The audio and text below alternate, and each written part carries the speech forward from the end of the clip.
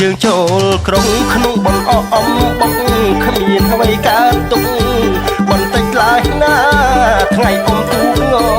យុគរកសង្សារបណ្ដាគ្នាមើលសួនច្បារការរីករាយត្រីធ្លាប់នៅស្រុកស្រែមើលតែគោក្របី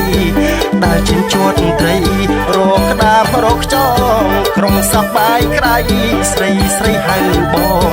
សាច់ខ្ចីបងប្រងដូចបងមន់ស្រស់អេ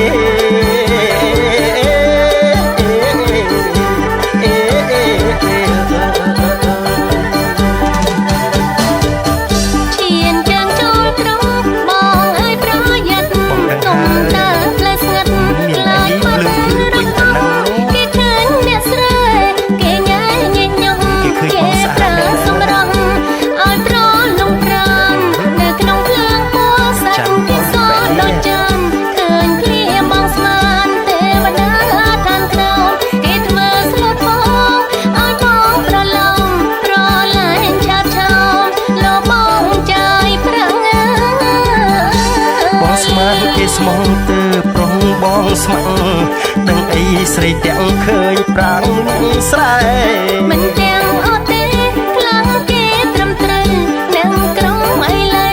នៅមានសិលធម៌បងអ្នកអ៊ំទូកលេងលុកលេងលោពូផាភ្លើងពណ៌អតែសំបក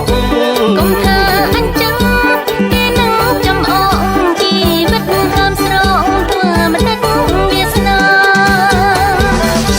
យើងជាជាតិខ្មែរត្រូវថែរក្សាវប្បធម៌ដូនតាឲ្យបានមកចត់បងរងកិនត្រឹមនឹងអូនវិញណា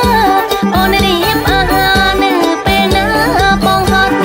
ពីសុខស្រែច្រើនតែត្រូវមាត់ណែមិនជូរមិនចត់គ្មានជាតិគីមី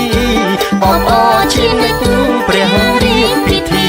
ជាប្រពៃណីបនអមទូកង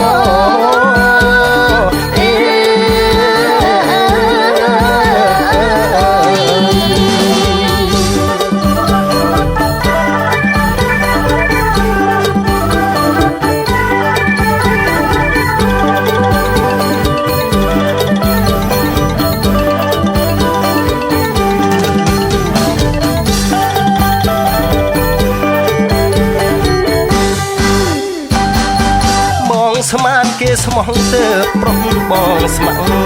នឹងអីស្រីទាំងឃើញប្រាលួស្រែទាំងអស់ទេខ្លាំងគេត្រឹមត្រូវអ្នកត្រង់អីលើនៅមានសិលធម៌អ្នកអ៊ំទូកលេងលូកលេងលោប៊ូផាភ្លើងពណ៌អតែសំបកកុំថាអញ្ចឹងគេនឹងចំអកជីវិតថាស្រងធ្វើមិនដាច់